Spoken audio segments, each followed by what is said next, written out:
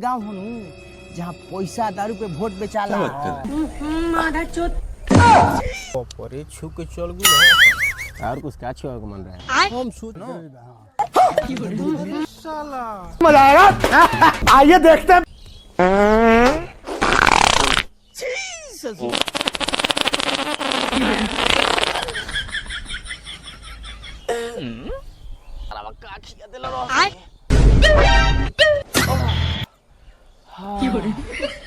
अरे घसरना पानी ले आओ रे।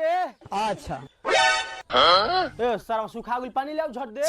लाम से पानी लेके आए हता ना लुक बहता पानी लाम से लेके आए हम पता लगता नो। हां भैया पता ले तुर के पोछली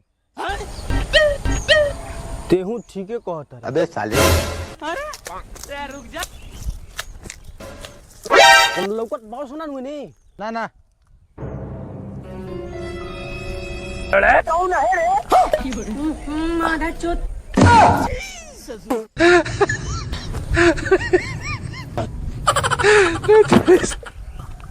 अरे टेंगोरिया कहाँ अभी ना आइल सरवा बोर लापरवाह है आदमी बन। अरे बहुत लापरवाह बात तो सही। ये बड़ा रोजन नहीं हां अब होता ना सबसे गांव हमनी के घूमे के बा। अच्छा कब खेजी कब कहाँ गई रहो इसलिए होई बेरा ले। अरे महाराज रौरे काम खातिर गो रहे चार गो वोट बिगड़त रहे बनावे खातिर गो रहे 4 गो वोट के पैरवी कर गुजरे सरवा 4 गो वोट लेका होई रे। अरे 4 गो वोट ले एगो वोट ले हार जीत होला। अच्छा हमको सिखा दिया है। कुछ महकता ना रे मुखिया जी कुछ महकता ना। अरे मौका तो ने शेर बकरी कुल हगले रख रहली हक दल कोने तो अरे शेर बकरी पियर हो गई सरे हां लाख गुलाकारी ऐसा ना पसंद है का। अरे महाराज इहे बेरा बा बनावे के दोपहरिया भइल सब कुछ सुतल होई। चल चल चल चल चली Wanna get out of control? Yeah, I wanna get out of control. मुखिया जी जिंदाबाद।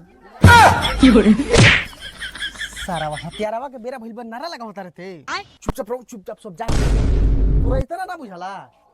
सुन सारावा इकरा पता नहीं कि किरनी गांव हो बड़ी खतरनाक गांव हो दिमाग में बैठा लो जान नहीं को काहे बारे में गांव में। हां ई उहे गांव हो जहां पैसा दारू पे वोट बेचाला। हां ई तो जानते बानी। अरे आदमी के बुर्बक बना के वोट लेवे के बा अपन त बुलवा बहुत दोगला बाटे देश ई गांव अपना विकास के फेरा में ना रहला। अच्छा अगर ये फेरा में रही तो गांव में अभी तक मुखिया आज तक ना आई काहे हमनी के माजा बा पैसा दारू दे पैसा के दारू द वोट किनो तो बुर्बक बनैले रहल जो बड़ त्रिछोल गांव भाई एकर पहुंचे दो पैसा दारू पे वोट बेच देता बस।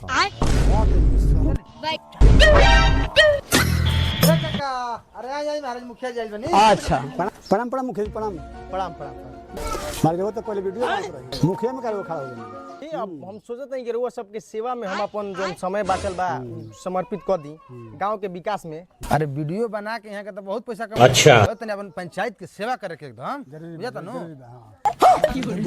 साला टोपी टोपी टोपी चल के फ्रॉड चल रहा पानी हां हां एकदम भुलाए के नहीं ना एकदम भुलाए के नहीं के। तने वोट एने बना हुई दो के बा। हां हां ये महाराज जैसन मुखिया हो चाहिए जो लिखा जाई रो मुखिया बन जाई अब कोई ना रोक। हमारे यहाँ ऐसा ही होता है। अब तो जीते संग रोकी ना। मुखिया जी जिंदाबाद। ओए हिता मतलब वोट कुल बिगाड़े के खेला में भले कले बनी भाई दोपहरिया ये दोपहर में सब सुतल बा ई तो सरियाव जाता वोट। अरे देवा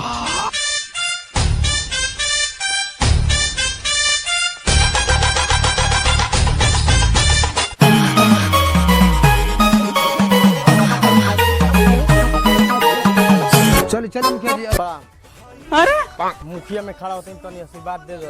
करे आप लोग जीतती भैया माता रानी करे हम लोग का ये दुआ रही कि माता रानी करे जीत जाए। चलो आशीर्वाद फूल के मन से दे रहो मन से भैया मालिक राजी खुशी। चलो धन्यवाद। मुखिया जी चुनाव कोई ना रोकी।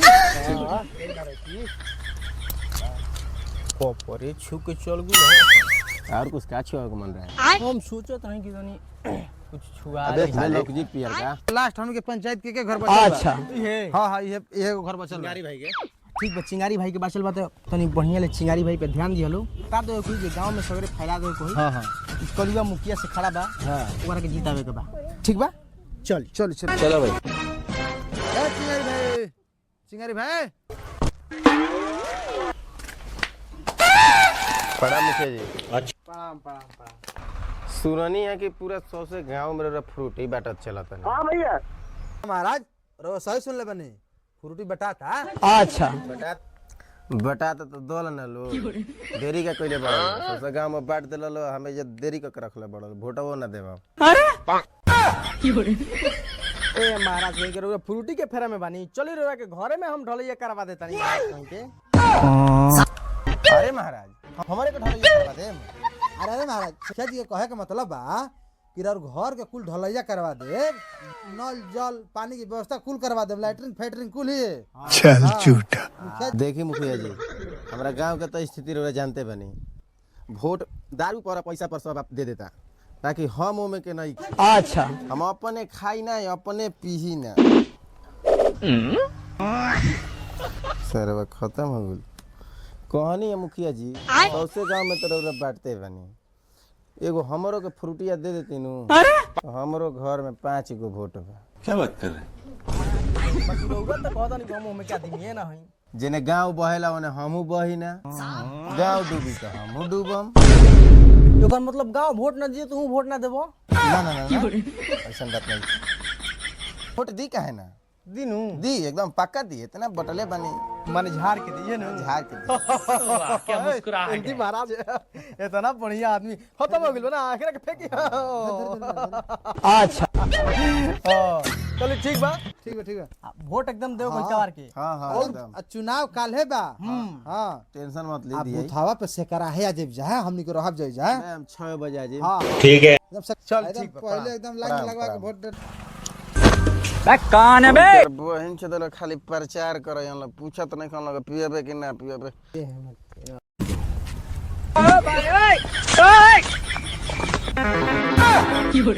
होई सारा में घुसत ना कहां रे